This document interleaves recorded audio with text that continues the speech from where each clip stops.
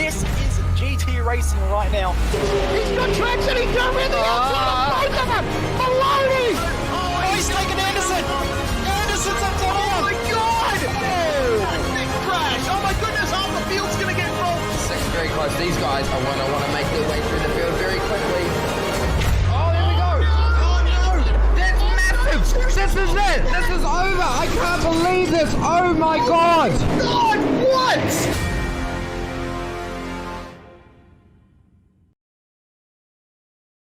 Yeah, so we're using the VRS Direct Force Pro this year. We have a wheel adapter right here, so I'm using the rim I used last year. But the motor right here produces a lot of power, a lot of precision, and it helps me, just feel the car more, feel the car a lot quicker. Especially, this week we're at Sonoma. I can feel it, when it hits the curbs. Any little change in the car, the wheel reacts a lot quicker than your typical gear-driven or belt-driven wheel. For example, if you're on oval and the rear tires break loose, force feedback on it corrects a lot quicker than your typical wheels. There's no resistance pretty much as far as being able to make quick corrections on the wheel. So all that, paired with how precise the wheel itself is, it makes it to where it helps you as a driver, to find that extra hundredth or thousandths of a second. So when you're getting a direct drive wheel, especially the VRS wheel, it's heavy duty. It's got good weight to it, it's not a plastic toy. It feels like you can really beat up on it. A lot of people have issues with their plastic gear-driven wheels just kind of breaking after a couple years. This thing just feels like it can go forever. The forces are really strong where if you might have to let go of the wheel if you get into the wall. You can adjust all that with the settings on it and stuff, but the wheel itself doesn't play around. It's got way more strength than you could ever need, and that's what makes it good, that you can adjust that down to whatever the car needs. So initially you'll be able to get the controller box and the motor together, and eventually you will be able to add a rim onto that option. They'll also be including a button plate on it to put on the rim to have all sorts of different buttons and functionality. Also, pedals are coming, so that's a pretty big deal as well. Hasn't been covered too much, but the goal is to also have pedals to go along with the Direct Force Pro. So that's pretty exciting. The wheel feels good. It feels very much like a real world steering wheel. You just kind of feel like what you would imagine the car to feel like. A real steering wheel in a car is very smooth, it's very direct, very quick, and that's what this wheel feels like.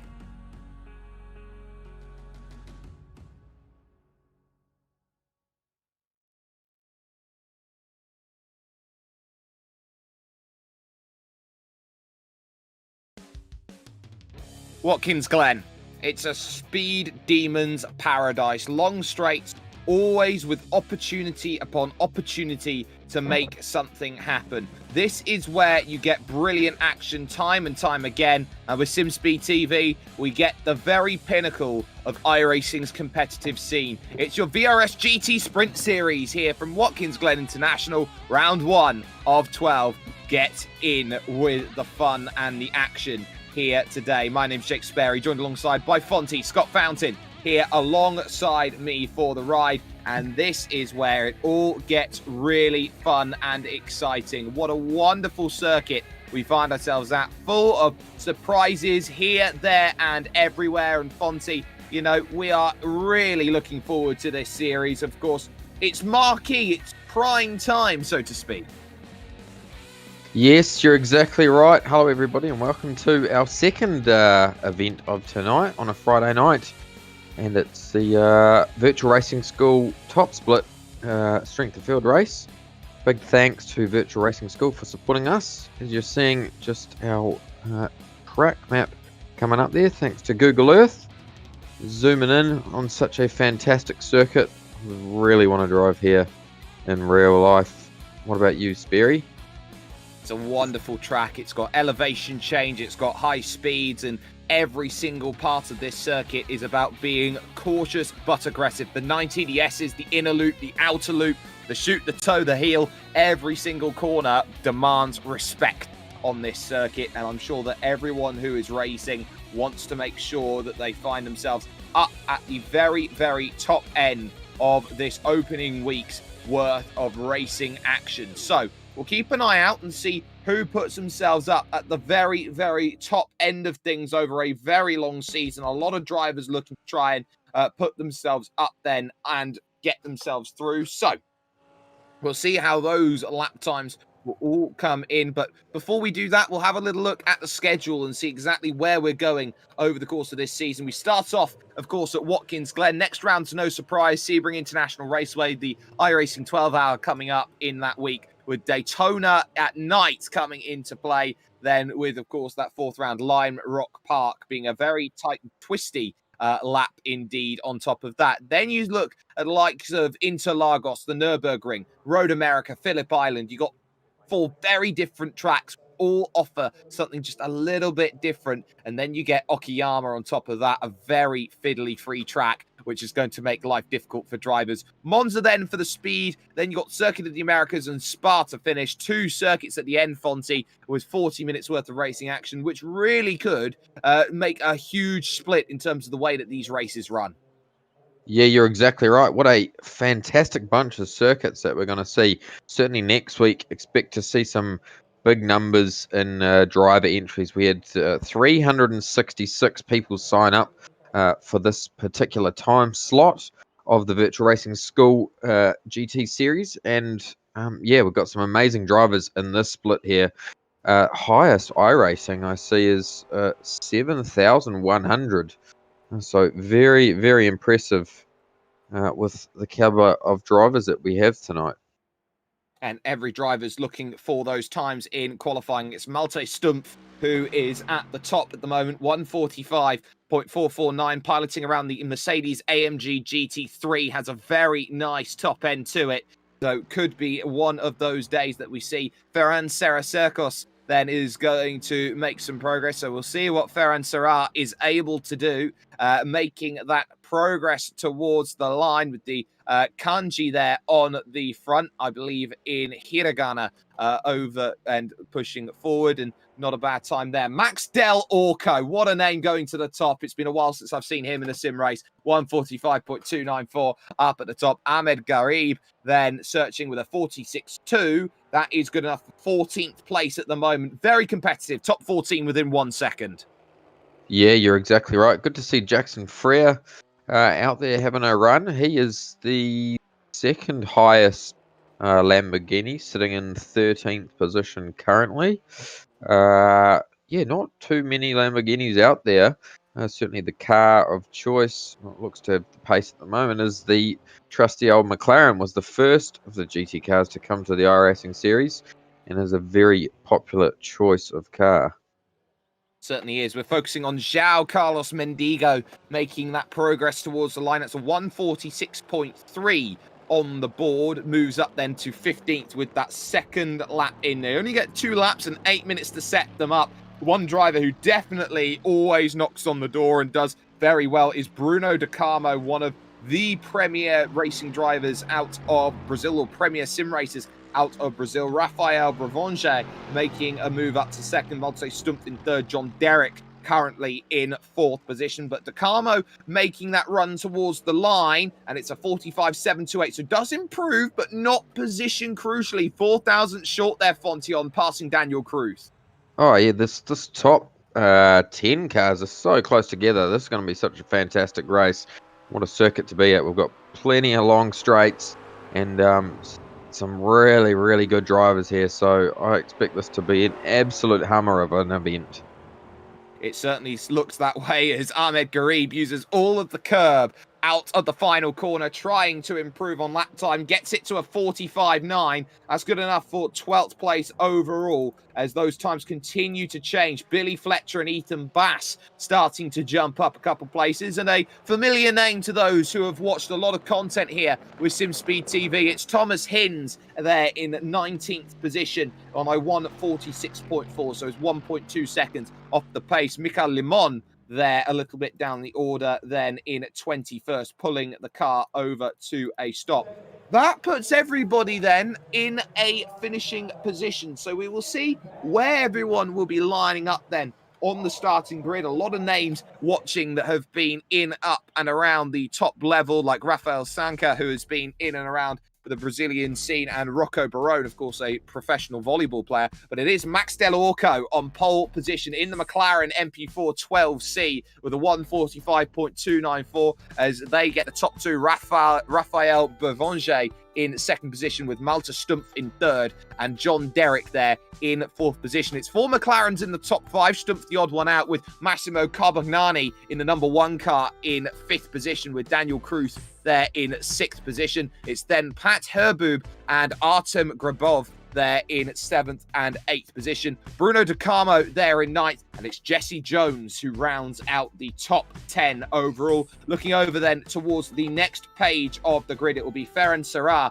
who starts in 11th position with Ahmed Garib alongside Billy Fletcher and Ethan Bass, then the Lamborghini and the Ford 13th and 14th. As we switch over right now over to race server, 40 minutes then are available for these drivers. We will get the grid back up for you in a couple of seconds. It's right there right now. Jackson Freer 15th, Augustine Bowen there in 16th position. Then you've got João Carlos Mendigo and Michael Finkbogner there in 18th position. Thomas Hinds and Daniel Hake there make up the top 20. It is a 29 car grid here today. 12 splits all the way down as they go through. 13 splits all the way down. That's twice I've got that wrong. I got that wrong before we started. Mika Lemon, 21st position with Costin de Priester there in 22nd position. Then you've got Carlos Oseis Ruiz, and then you've got Karol Strozinski there in 24th position. Kimon Sapini is 25th with Joshua Seyfried in 26th. Then you've got Alex Vescio,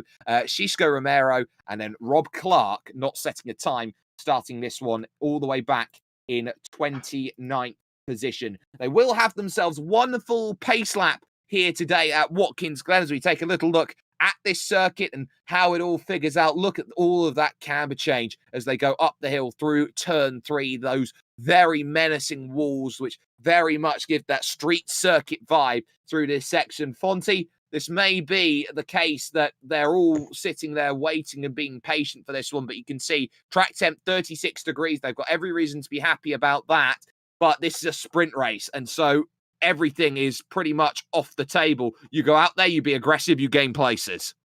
Yeah, you're exactly right. And for those drivers who haven't done quite as well as they would have liked to in qualifying, they'll be wanting to make their way through pretty quickly because the field will start to spread themselves out. Generally see that when with a track like this. We've got 23 laps around this awesome circuit, and yeah, I'm pretty excited to see how this first lap goes. What do you reckon the chances of us seeing a clean first lap are? Slim. This is a track which is very, very tough to keep all the drivers in a little bit of a straight line. And we saw it on a standing start just a couple of hours ago with the Dallara IR Formula Series, that it all went very, very wrong off at the start. And it can do so again. You can see the flames, if possible, out of the back, potentially, then on the downshifts of the McLarens, because they are very, very aggressive with the way that they get their downshifts working. We're going to get those flames on screen, hopefully, in a little bit. And we are very much adjusting the cameras on the fly. We have that ability to do that here in sim racing. And there is always a whole heap of action that comes in with these. And especially when you rise up the hill and look to attack and look to gain in the early stages, Fonty. This is a track which is all about settling into position quickly. Otherwise, you're going to be in a world of hurt. Yes, you're exactly right. This is a track that has been on the iRacing service for a very long time. I famously made my first top split V8 Monday race at this track when I first got into iRacing back in 2011. And yeah, I certainly love racing around here. And yeah, I reckon it's going to be a pretty crazy event we see tonight, mate. Some would say infamously, and of course that's our director who also says infamously in terms of that. But you can see, though, this is a track which really does command respect. They head into the second half of the lap, down the hill, the lowest section of the circuit at the bottom of the hill, down, of course, at the the chute and then the toe of the boot. So they'll all be making sure that they run themselves in line and try and pick up those gains that they want. And there's going to be a lot of drivers here in this series, in this top split, who'll be looking for different things out of this one at the moment. You'll get drivers like Pat Herbub, for example, and Ferran Serra, who are 22nd and 24th in terms of iRacing in this field. We'll be looking at this going, you know what, we can get a really nice haul of iRacing and safety rating here today and go on and start getting even more top split events. Yeah, you're exactly right, Spirit. Just looking at the range of cars, we've got 2 Ferraris out there today and 1 Ford GT. So good on those guys for running those cars. Not too sure why the Ferrari isn't as popular. Maybe Sperry might be able to fill me in on why they aren't as popular around here. Certainly my choice of GT car. Well, this is a track which often predominates top speed. And when you get the grunts of the Mercedes, for example, or the McLaren, which is very, very solid in a straight line, you see how that all goes through. They line up behind Max Del Orco, a legend of sim racing, has been over a decade in with iRacing, and in for a penny, in for a pound. He'll be one that definitely wants to try and put it up to the highest level. Bavanger there in second position. You got Stumpf there in third and Derek in fourth position. We will see how this one all plays out right now. Italy versus Brazil on the front row. Del Orco goes nearly immediately as the green flag drops, and they are 3 wide already. It was a very, very great launch there from Carbonari there, who tries to go for the inside. 3 wide they are, 4th, 5th, and 6th positions, and they all managed to get through nicely. Del Orco has got himself through, and now this is where they scatter and now take the rise up the hill. It's a who's who at the front of the field as they take the rise and go through. A little bit of shuffling.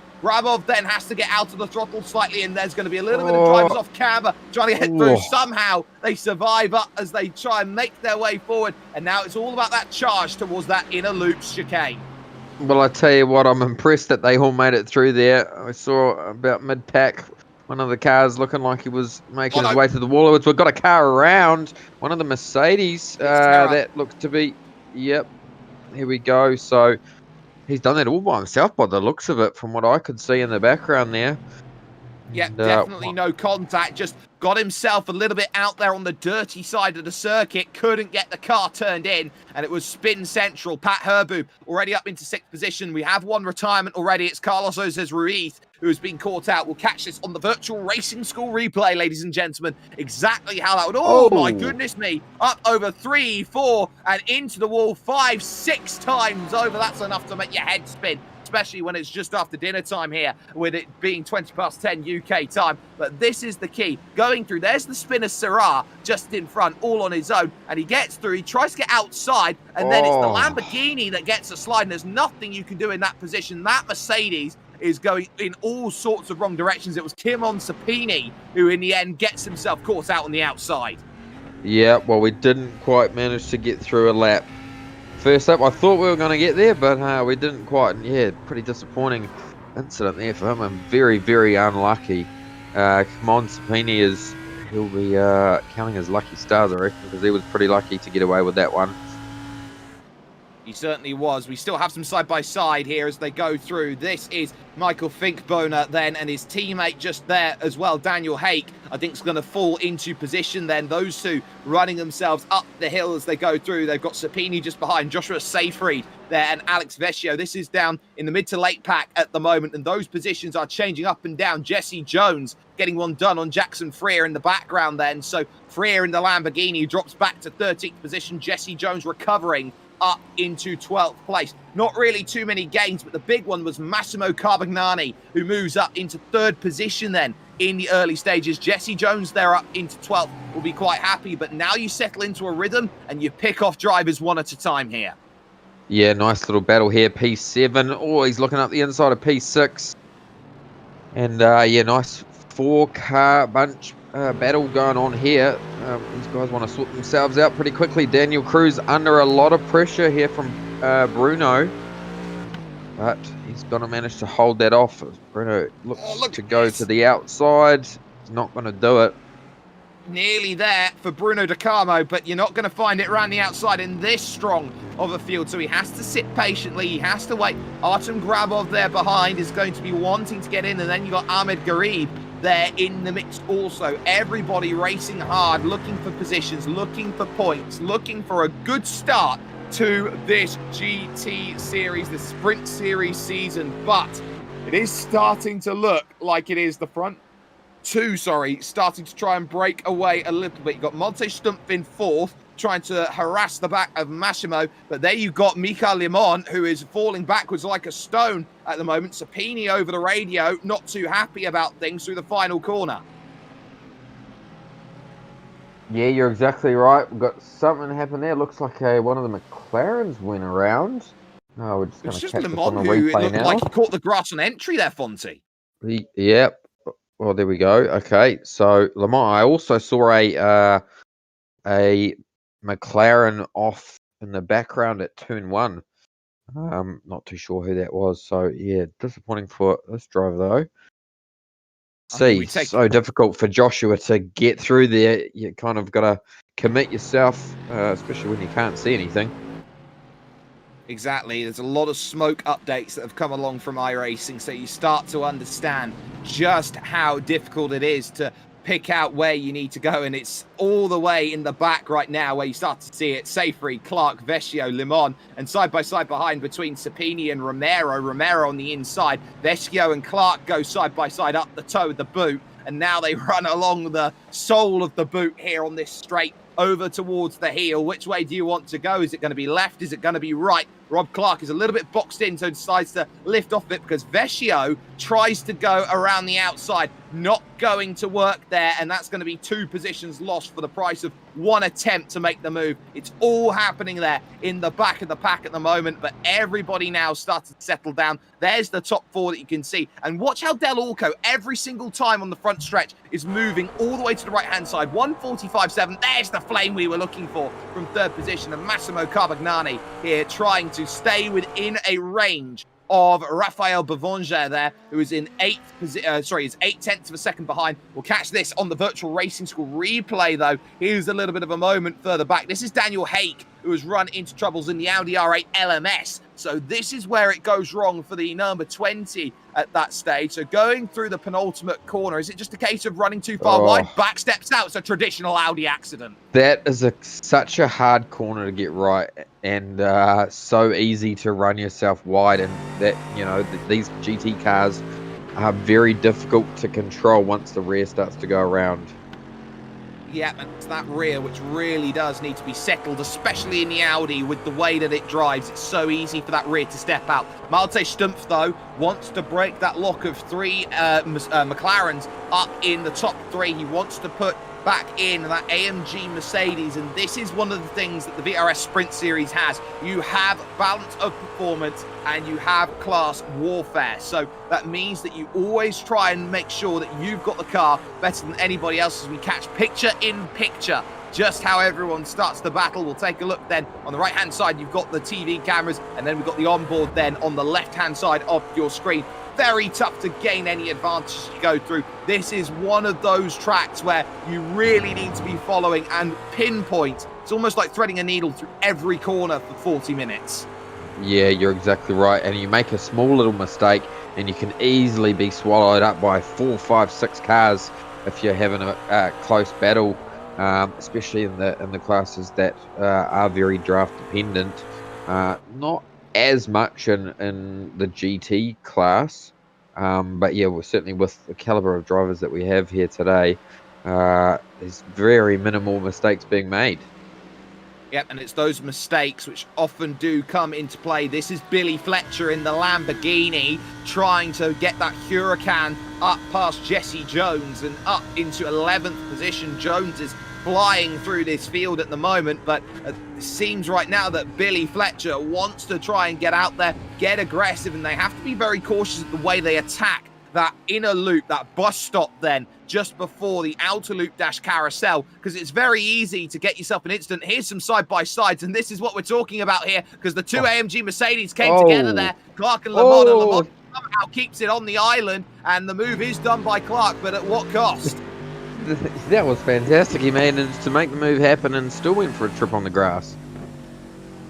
Maddening move, and Le Mans going to lose another one as well, as that is going to be Vecchio getting the move through as we look back then from the rear of third position, and Massimo Carbagnani as he tries to hold back the tide, so to speak, with one Malte Stumpf trying to stay in. And then you've got that pack behind of Derek, Herbu, Cruz, DeCarmo and Grabov there, all trying to get into the mix and get themselves up inside the top 5. But this is such a tough track to go and gain that time again, and you can see these trains happening, but no one really gaining over anybody else on these long straights. And this is where it gets frustrating sometimes as a GT driver, when all of them are so good and they're level. DeCarmo looks the most likely to attack Daniel Cruz, taking a slightly defensive line into the 90.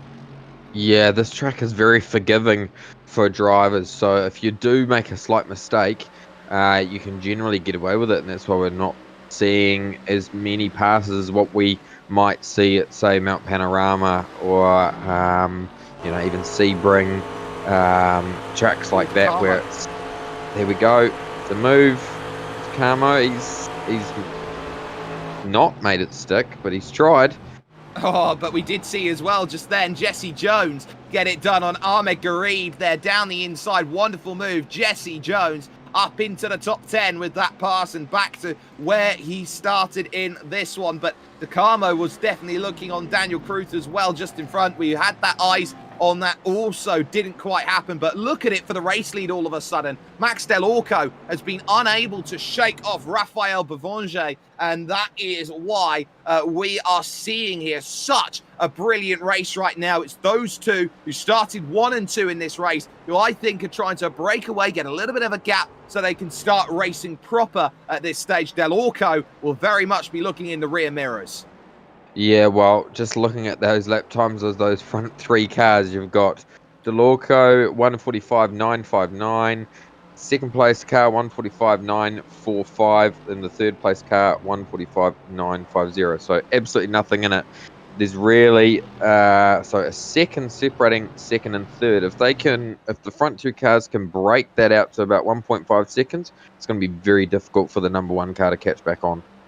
There's a big S we need to talk about right now, and that is strategy here today. This is a 40-minute race, but they still have to make a pit stop. They are fuel restricted here in this one. They can go about 30 minutes out there in this race, but they have to make that stop, get the fuel back in the car and go again. So that's going to be worth keeping in mind, as Billy Fletcher now wants to line up one Mr. Ahmed Garib and pick up a place and jump up into 11th. You can see tucked up underneath, wanting to move to that inside, but the draft is helping Garib every stage of the way here in towards the loop. But Garib's gone too deep into the corner here, has to compromise the mid parts, and that is Garib losing the place, and now will be immediately under duress from Augustine Bowen.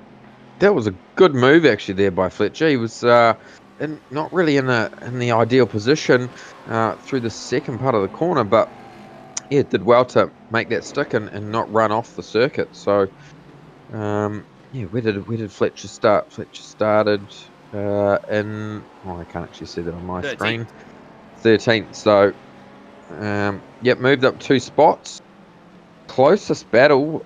So our 4th and 3rd cars, those guys are still going at it. They really don't want to be battling, and I'm guessing that's probably why they're not making passes, because they want to try and hang with those front 2 who are just slowly creeping away. 1.4 seconds separating second and third now. And there's another reason why they might not be making passes, as we focus on some side-by-side and a spin. And a spin, it looked like there. Yep, you can see there, right-hand side, the Ferrari's gone around. That was Augustine Bowen, who we were talking about in 13th. Ethan Bass in the Ford is under pressure here and is trying to fend off that BMW there that wants to try and get through. And that is João Carlos and Ethan Bass both going in at the same time to make their stop. So the TechSense Fitstyle Motorsports car takes the dive into the pits then, and that was a case really for Costin de Priesta that very nearly ran himself into troubles. Still on for the race lead, Raphael Bavonge and Max Del Orco close as we catch on the Virtual Racing School replay the spin that we just saw. We just caught the back end of it there, and this is what happened. Uphill, off camber, left hand, Ferrari just cannot grip through, and nose and tail go into the Armco.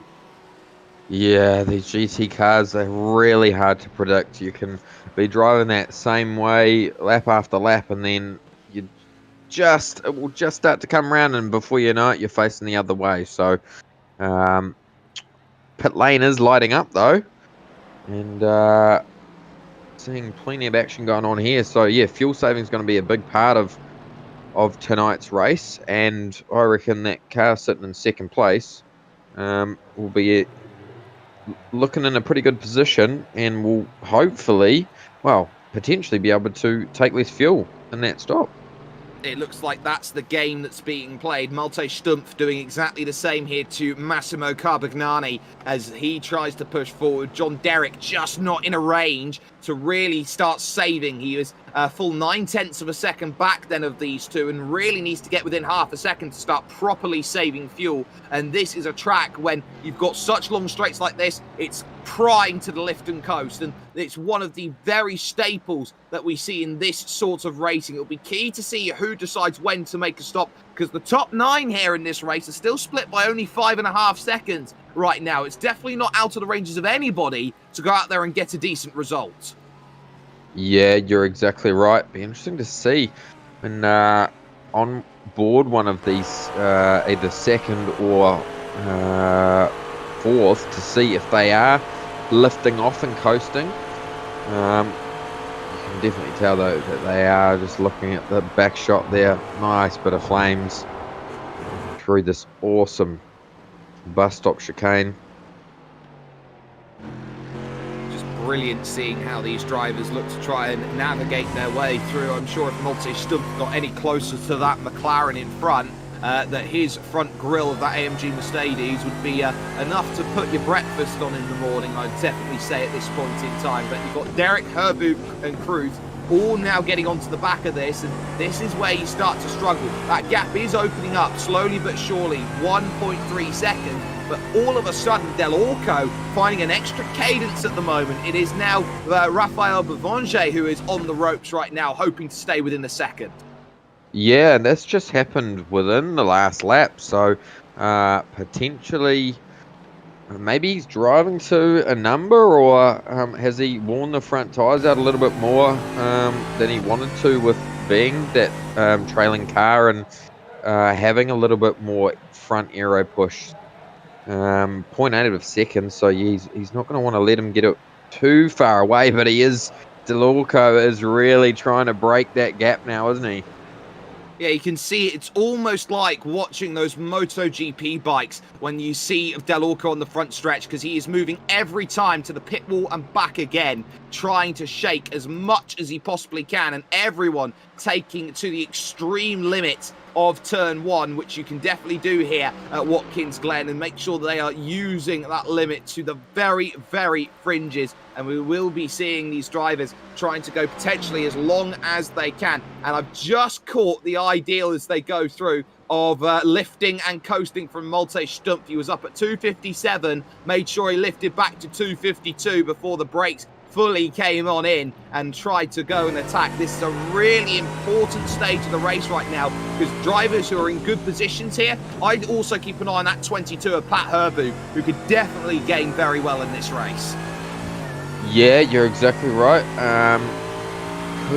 Could gain well. He's been driving a good race so far, and keeping it pretty clean and consistent. Just looking at those front two cars again, Raphael has managed to just close it up 0.1 of a second, and Stumpf, well, he's 0.3 of a second back. So yeah, Pat Herbert, is he going to make a move on John Derrick? I reckon he's probably just going to hang back there, and then we'll start to see a bit of action unfold after the pit stops, or during the pit stops. During's probably the most likely bet. Remember, it does not hurt to make a move in the stops. It is very much more available to hurt yourself if you're trying to make moves out on circuit. That is a strategy that they'll be thinking about. Do we wait till the stops to go out there, be aggressive and get the moves? The one thing you sacrifice by sitting behind and saving as much as they do at this stage, though, Fonty, is that they give away the track position. And especially when you've got a pit entry, which is so difficult, which falls naturally onto the racing line, that deceleration zone, it's very easy to fall foul if you see someone come into the pits and you decide it's not your time. Look at Stumpf. Yeah, well, we saw that in our previous race that we broadcast tonight, and the leader of the race was taken out because of the pit entry at this particular track. So yeah, that could certainly play into tonight's result, that's for sure. It certainly could, and we will be seeing up and down the order drivers trying to find position and just making sure that their stops all fall nicely into line. We focus on Pat Herboob here as we take a look just on top of the car right now, trying to make that progress forward then. Up in 6th position, has gained 1 place so far in the race. That was on the number 7 car of Daniel Cruz, who is right behind in terms of that one as well. And you can just see a small correction there coming out of the toe of the boot. Why is that such a difficult corner, Fonzie? Why is it so difficult? I don't really know, mate. Why is any corner difficult? They've all got their own characteristics. This corner in particular is quite a tough corner because that's where we saw the Ferrari go around, and it is really off camber and hard to get right. And we see the 8 car there just drop a wheel off, and then this corner here I think would be probably the hardest one to judge. And when you're in a long line of 5 cars, that aero wash can really cost you and potentially put you in the wall. Certainly could, and you can see how bumpy this circuit is as well for these drivers as they try and push forward. The leading 2 have pulled out a fantastic gap here in this race. It's 2.2 seconds between Raphael Bovanger and then Massimo Carbagnani here. So those 2 drivers have a big gap between them, and it's a race of 2 and a race of everybody else, it seems, at the moment, fighting for 1 spot on the podium. Can very easily go wrong, and everyone is just still playing that patience game. We're down over half distance, mind you, in this race coming up soon. So we're past halfway. They've got now another, I would say, 11 and a half, 12 laps to go to figure out where they need to be and where they need to be positioned. And it won't be too long, maybe 5 or 6 laps before they all have no choice and they'll all have to dive into the pits. Yep, you're exactly right. It's been a race of follow the leader for pretty much most of it. And we've had so far, how many cars have made pit stops? We've had 4 cars make pit stops so far. So yeah, you'll see the pit lane light up at the same time. Guaranteed that those front 2 cars will come in at exactly the same time. What will be interesting is, will the number 2 car get by the number 4 car in the pit lane?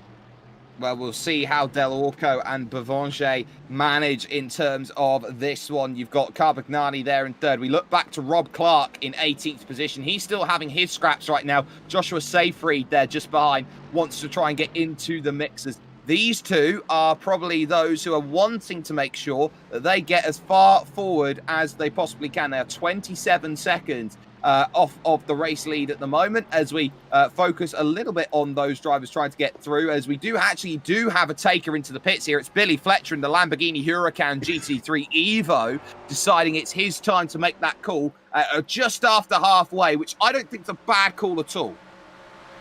Yeah, I think you're probably right. Yeah, I think that we're going to see most of the drivers start to come in within the next lap or 2, to be honest. Over half race distance. They will not be taking tyres. So it's only going to be a fuel race. And Del Orco really looks to be pushing on to try and get that little bit of a gap before he comes in. Almost like watching someone try and break away from the peloton when it comes to a cycling race. It's a case of looking at Del Orco, and he's trying everything to break away, but he's being pulled back time and time again by Raphael Bovanger. That gap has been fluctuating in and around 1 second and is now stretched at half a second only at this stage. This is all about patience as well from these drivers behind, all the way back to Artem Grabov, who is there in 9th position. And These drivers have all fallen into a rhythm. They're on the high 45s to the low 46s at the moment in this race. They're all settled down into a rhythm. They know they can double/triple stint tires if they very much need to for 2-3 hours. So we'll see how that one all plays out for it. But at least at this moment in time, it's Herboob who wants to be the attacker against John Derek. But again, it's all about patience here. They are playing numbers games, and this is why you find this style of racing so popular, because all of these drivers are trying to play the tactics game. They're trying to win the game of the mind to win the game of the circuit. Yeah, it all comes down to strategy and saving those milliliters every corner can be race winning or race losing. And yeah, that's certainly the game that's a big part of this circuit, which is really cool. I also like to see the circuits that throw up races where you're seeing dive bombs made left, right, and centre as well.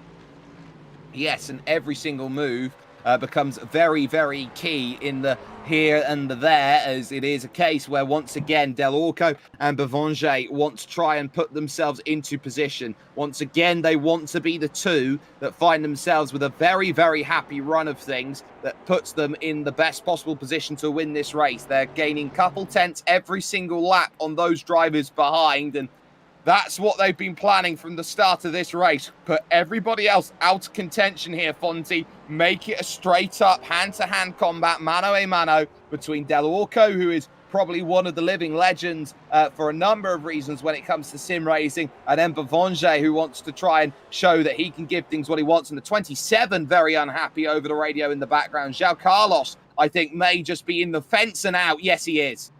Oh, not sure exactly what happened there. We're going to go back and have a look. See what's cool. He was hit. We're here and here we go. So here's the look. Goes to the outside here. Both of them pitted in together, mind you. Goes into the corner and that's so tough. Bass gets caught on the inside there, and that's not quite a conclusive enough look to see where that goes. And effectively, he gets turned across the nose of the Ford, and that BMW is going to have a heavy hit into the wall. Not much you can do about that one on the Virtual Racing School replay. So João Carlos Mendigo is in a world of hurt at the moment. Still, no takers out of the front 9 who have decided they wanted to make that stop. Jesse Jones still out there in 10th position as they all try and work out where they need to be. This is their 15th lap of the race, and they are looking very good. Josh Seyfried has decided now to come into the pits and make his stop. So he's getting a couple of stragglers deciding it's their time here and now, but I do expect a mad rush like it's a deal going on over at the supermarket to get on in and make those stops.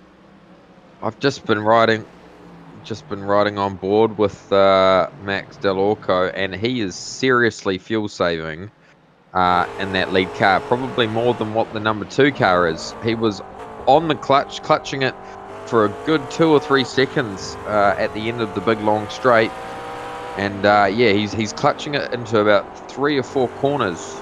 So he may even be the benefit out of this. Started to make mistakes though here, Fonty. That was a missed apex by Bavanger at that off-camber turn number 8 out on track. It's easy to do, and turn 9 actually on track. So easy to do for Bavanger, and this is where you're going to start dropping. You can see Del Orco has given up trying to brake and move to the inside. He knows he just needs to sit down and wait and be patient and now play his number as much as he can, because every time he moves over there, Fonty, on the front stretch, he's actually using a little bit more fuel by doing so, because he's trying to move across and break those lines. Yeah, well, yeah, you're exactly right, and if Jay wants to jump on board with Del Orco, you'll see exactly how much he is fuel saving. If you're listening there, that's a good 2 seconds. He's off just completely coasting, and then again into this corner. All side by side behind. They're starting to get a little bit antsy here, and that's Takamo in trouble with Daniel Cruz. Cruz falls wide, has to try and gather it up again and saves it. Daniel Cruz survives. He's immediately on the headlights, the Williams gym driver, and that very much was all because Cruz decided to attack against Herboob down the inside, and Herboob was making sure that he was going to have to work for it. going through. Here's the Virtual Racing School replay. You can see they're going to lean on each other here through the corner, right door to door, and Herboob just about holds on to it, and then it's a case of Dakama on the outside, grabs the quarter panel through the corner, and that actually unsettles Daniel Cruz, who loses 2 places. Yeah, that was a good move. He nearly pulled that one off. But yeah, just shows slight little rub in these cars, and it could have been nearly all over for him. I think Daniel's driven a fantastic race so far, so as long as he keeps his cool, he'll be able to get back past these guys and back up into P7. And the first taker of the leaders comes in. Massimo Carbagnani takes the dive then in that fantastic McLaren MP412C GT3. Deciding it's his time now to get going. This is going to call everyone else in. Jesse Jones has decided to make that call. Garib, Freya and Hinz have all followed into the pit. So those fighting it out for about 10th to 13th are diving in, as is Kostin de Presta, then also deciding that it's his time to make that call. Leaders have all stayed out there, but now they've got that gap, and look at how much Bavonge has actually closed up to Del Orco. He's right on the back, and because Del Orco's fuel saving so much, he's really closing everyone back in. Yeah, well, he knows that he's going to come into the pit in this lap, so he's got to push and be right on that rear bumper when they hit that pit lane speed limiter. This is a very, very big indication that they're both going to be coming in this lap. And I reckon Del Orco, from just the laps that I've been on board with him, I reckon he's in a pretty good position to have a shorter stop time than what the number 2 car's going to have. Well, it's all about whether that fuel saving on track has been enough from Max Del Orco, where he can go and make a lunge and a run where he can hold off the likes of Raphael Bavonge. That's the key, how those stops are all going to come into play. So everyone is searching for a little something in terms of the fuel game. That's what's going to win it here for you at Watkins Glen. Whoever's played that fuel game perfectly is going to gain places. And Del Orco here knows he's allowed Raphael Bavonge onto the back and could very easily run himself into trouble. Here we go. In comes Del Orco, in comes everyone. Bavonge will decide to follow in. Stumpfin, you can see it's nose to tails, they're in the pits. Derek, Herboob. Now, Garbov stays out. That's the only driver staying out right now. This is a key moment in the race on what Garbov will do in the fight for the podium. But those in the front 2, they will decide to try and hit their mark, hit their lane, and if they find themselves with the best possible stops, then it's going to be good. They were dead even into the pits, and Carbagnani as well. Worth keeping an eye out on how good the number 1 has done on this outlap. Oh, he's got him. Get through. It's pretty much no He's got him. Bavonge's jumped in the stops he has with the ghost through, which you get through the pit. So he drives through, takes the lead away, and Stumpf and co are going to be at a real disadvantage on this straight, because that's Carbagnani now who will get the mother of all runs. Oh, there we go. Absolutely fantastic there. And Carbagnani, he's done pretty well there. He's going to get a good draft coming down the straight here. Is he going to try and make a move now, though? Bavonge, I didn't expect that, to be honest. I thought Del Orco might have got him, but clearly saved a little bit more fuel, or has he just underfueled it? I think it's just a case where Bavonge has just done enough. It was a case where it was about half a second between them on the launch away, and Bavonge did just enough to get himself ahead. Del Orco now has to find the pass in the final 8.5 minutes of this race. There have been changes galore and passes galore. The Carmo's got through on Herboob, for example, has made that place. Daniel Cruz had the worst stop of everyone. Look at him, he's all the way back in 26th position. I think he got caught speeding on the lane there, Fonzie, and that's why he's so far down. There we go. Speeding on pit lane, that'll hurt you. You absolutely kick yourself when you do that. Yeah, he was driving a fantastic race. So there we go. I said he got to keep his cool. And he had a little bit of a tangle only 2 laps before. And he's been caught up speeding on pit lane. So, yeah, not the result that Daniel Cruz was after. But the action turns to our front 2 cars. Can Max Del Orco get back past... Yep, he definitely gets past. So there is Bavonge, who's trying to break toe. Garbov is in the pits now. Grabov, sorry, in the pit. And now this is a case of get yourself out and away. So Grabov then, where's he going to come out? He's going to come out right behind Carbagnani, which is exactly where he wants to be because he's jumped the Carmo and Herbu by a fairly sizable margin. Someone else who's really gained in the stops, Billy Fletcher up inside the top 10. He's really worked well with the likes of those around him. So that's definitely worked out in favour. But at this moment in time, this is where you get the gloves off because now you're racing for X position here. One position makes all the world of difference. Yeah, you're exactly right. Looking at the stop time of Garbo, he 7.4 seconds, fastest stop out of the whole field. So has he saved plenty in that first stint, or has he underfueled it to try and get in front of those two guys that he was battling with previously? Remember, he was right on the back of the train for a very long time. Yeah, good point. He was very much trying to save fuel, I would have thought. So he's done very well, has Artem Grabov, to get himself into position. Top two, though, Rafael Bavonge now ahead of Max Del Orco. But 6.5 minutes to figure this one out. Del Orco's got to get himself into position and try and force the mistakes out of Bavonge, ASAMP. The Divina car just in front of him wants to be position one at the end of this race, but there are no guarantees when you're racing against Max Del Orco. He is a maverick sim racer, even at the best of times, so he knows when he needs to go for it, and he's just got to stay in range. It's a third of a second there or thereabouts going through this penultimate and final corner, and immediately over to the right-hand side goes Bavonge. He wants to break toe, and he's making sure that he is trying to get this race out right, and they have driven themselves out of third place behind because Derek is heavily defending against Carbagnani. Yep, I'm just riding on board with Max Del Orco now, and yeah, it's certainly a different feeling for him being that trailing car, but he looks like he's got a good run. Is he going to try and make the move now? Or potentially, he's going to have to go to the outside. Needs a tenth. No, he's just backing off. All he needs right now, Fonty, to go and get that extra place. Yep, or is he just going to try and put that pressure on and then try and force a mistake? There's, yeah, they're really pushing it though, aren't they?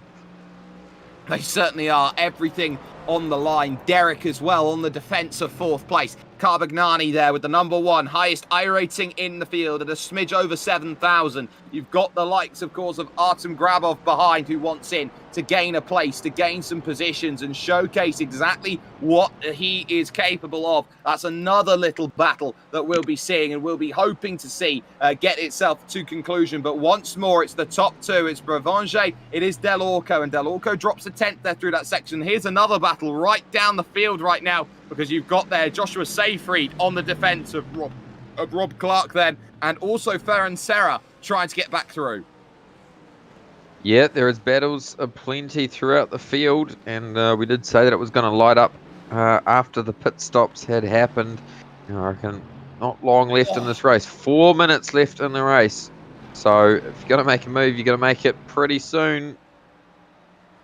I wonder if we can get a slow-mo of how close Bavonge got to those tyres on the outside of the final corner, because my word, there is not anywhere more that you could possibly go. He is using all of the road and even a bit more of all of the road, trying to make sure he holds on. Just look through the final corner here, how much Bavonge takes out of this final corner. Look at that, right up to the tyres.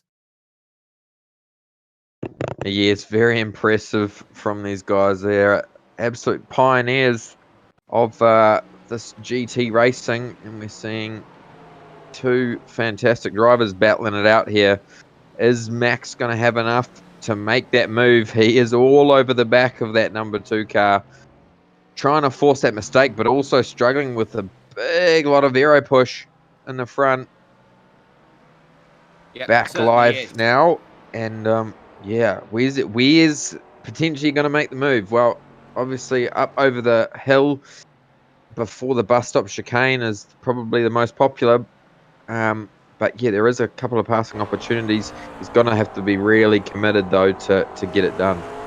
That was a committed corner. He gained about half a tenth there on the exit. A wheel dipped in the grass from Bavanger. He would have struggled to put the power down through that section. The micro mistakes are starting to creep on in here in this race. This is what racing is made of. Every single battle, 2 laps to figure out a race winner here at this wonderful circuit of Watkins Glen to start off the season. And there has been an issue for John Derrick. He's dropped back to 6th place. Overall, it looks like he has had a moment somewhere out on circuit where he has dropped back because he lost 2 places, a move by Carbagnani and a move by Grabov as well to take control of that. So that was done at the loop. It can happen so easily, but now for those drivers here with 2 laps to go, the leaders, Bavanger and Del Orco, this is the chance they'll be hoping to pick up here on this run, and Del Orco is nowhere near close enough, I'd have thought, up the hill to go and make that charge. He'll be forced to take the long road around the outside, but you can see he's pulled out early because he knows he's not going to make that move just yet. Yeah, I think he could make a move potentially at this point here if he was to stick it in. But yeah, so he's going to have to really be calculated well. Well, we're going to have a little look at a replay here in the little screen because there has been a moment here with one of the McLarens. It looks like it's not quite worked out as they've gone on through, and you can see it's going to be a tap to the back, and there's not much more you can do about that one. Senior and around, both of them find themselves in trouble. That is both Lamborghini and McLaren. Okay, Stratinsky, the 23 car, he'll be absolutely gutted about that. That's racing though, as we are seeing plenty of action here at the front of the field. Max is all over the back of the number 2 car. Oh, 59 seconds left in the race. Are we going to see the white flag this time by Sperry? There'll be 1 lap after this, so they've got to figure this one out. This will be the final chances they'll be looking for in terms of this one. The driver who was caught out in that incident, of course, was Karol Stroskinski, who is down now in 28th position. An incident with Kimon Sapini there, that accident. Now Max Del Orco's got to figure this one out here on the final lap. How do you crack the Enigma code? That is Raphael Bavanger, who got the move done when he needed to. Takes a big wide line then going through, and he'll be using all the instant points that he's saved up, trying to hold on to this one. Del Orco up the hill through turn 3 to the exit. Want to try and attack then for turn 4 and then in towards 5. This is the best run he's had all race long. He'll look to the outside. It'll have to be the outside, but he's got a pinch here at this stage because he's allowed Bavanger to dictate tempo as they go into the corner. Bavanger able to run the outside line, but he can't turn in. And this is putting Del Orco in with a chance right now, but still nothing there. It's got to be unorthodox now from Del Orco to find through. They're using all the time in the bank that they saved up against Malte Stumpf and the likes of Massimo Carbagnani. But again, it's nose to tail as they go down the chute corner. And now how do you attack off the exit? That's a great exit from Bavanger. He's now defended himself here at the toe of the boot. He'll have himself not long to go to figure this one out. Half a lap to hold on then if you want to make sure this race is all in your hands at this stage. It's now up the rise they'll have to go. And Del Orco, this is probably the last great place you can go and make a move. He thinks about it, but no, he's not in a position to make it happen. But there's the mistake. Wide goes Bavanger, and here will come the chance up the hill. He won't have a chance to angle to the inside. He'll have to go the long way around the off-cambered corner and hope there's a mistake again. He tries to power off the exit, but there's a mini slide. He has to correct as Max Del Orco, and that puts Bavanger now in the prime position with 2 corners to go. This is a very, very great defense from Raphael Bavanger. He has done everything that he's needed to, got it done in the stops, and held on for Mother Mercy. He wins at Watkins Glen. I reckon if you could have a virtual punch of the steering wheel, that would be Max Del Orco. He drove a fantastic race, led the majority of it, was taken there in the pit stop, and drove hard to the end, but just couldn't quite get it done. I think the only thing that he did wrong in that final lap was not try and angle to the inside at turn 9. We've still got battles going on between Clark and Ferran Serra Circos here, and it is Circos trying to go around the outside here in the penultimate corner, but I doubt that one's going to work overall. Again, defended there on the inside through the final corner, and it's going to be all about that drive to the line, and I think it's going to be Clark's every single day of the week trying to drive it home, and will get there just ahead of Ferran then, just finishing off some wonderful racing up and down the order where drivers can all be quite happy with the way that they have driven. It was a tough race for a number of reasons from everyone, but what we can be able to do for you right now is bring up the official classified results of where everyone has managed to finish in this race. It was all about positions gained and all about staying in the rhythm, and Raphael Boulanger gets it done, wins by a quarter of a second and 0.02 of spare change over the legendary Max Del Orco there in second position. Malte Stumpf finishes off in third, with Massimo Carbagnani in fourth position. Artem Grabov finishing this one in fifth. Did really well, actually, in the stops to gain those places. Stayed out longer than anybody else. John Derrick found himself the wrong side of an incident, which dropped him 2 places late on. He finishes sixth, just ahead of Bruno De Carmo there in seventh. And Pat Herboob then finishes off in 8th position. The top 8 all split by 6 seconds overall. Jesse Jones finishes off in 9th position, and rounding out the top 10, great strategy call today by Billy Fletcher in the Huracan. And over the page we go. Thomas Hinz then in 11th position with the BMW M4 GT3. Jackson Freer just behind him. Michael Finkboner then in 13th position with Ethan Bass in 14th, the only Ford in the field. Then you got Joshua Seyfried ahead of Rob Clark and Ferran Serracircos, who both had that big drive over to the line. Michel Lemon found himself very busy today in 18th position with Shishko Romero in the Ferrari, the leading Ferrari, ahead of Augustine Bowen, who rounds out top 20. And we're still going down towards finishers. Daniel Kruth with that stop and hold in the pits really hurt Alex Vecchio as well, running into a couple of troubles. Daniel Hake, we saw have his moment out on circuit, with João Carlos Mendigo as well coming together with Ethan Bass. Costin de Priester, 1 minute 13. That will hurt. Ahmed Garib as well was up there early on, but finishes a lap down. And you get the retirements, Karol Straczynski. Then you've got Kimon Sapini and Carlos Ocez going for a helter-skelter earlier on in the race. Well, that puts Watkins Glen then in the back of the book, Conti. But now the next focus is on that pool and that Sebring circuit. Yep, fantastic circuit is Sebring. The iRacing official 12-hour is being run there next weekend, so expect to see a massive turnout for this particular time slot that we're going to cover next Friday night, and I am really excited to be at this event. It's going to be some great racing. If anything is like what we saw tonight, Sebring is going to turn it up. Absolutely. The only place you can catch that is here with us at SimSpeed TV. If you haven't had the chance already, you can like, you can share, you can subscribe, you can do whatever it is on whatever platform you need to make sure that you are a part of the party here with us. But that brings our proceedings to an end tonight here from Watkins Glen International, the VRS GT Sprint Series, putting on a tactical masterclass here today.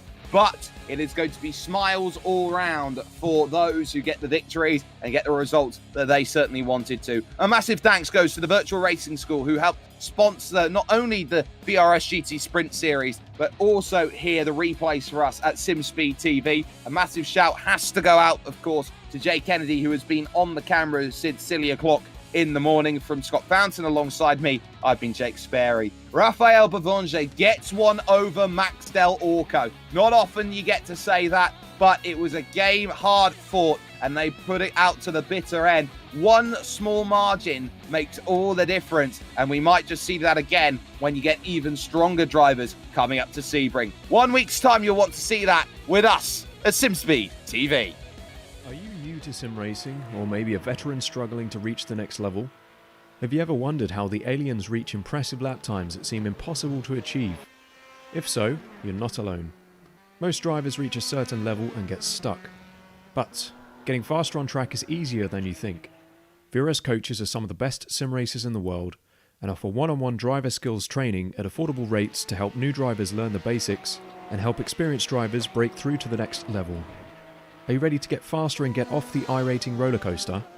If so, VRS one-on-one personal training is for you. If you've invested in your equipment, it might be time to invest in yourself. Just go to virtualracingschool.com and sign up for a 30, 60 or 90-minute session with one of our world-class coaches, and you'll learn exactly what to do for faster lap times and more podiums.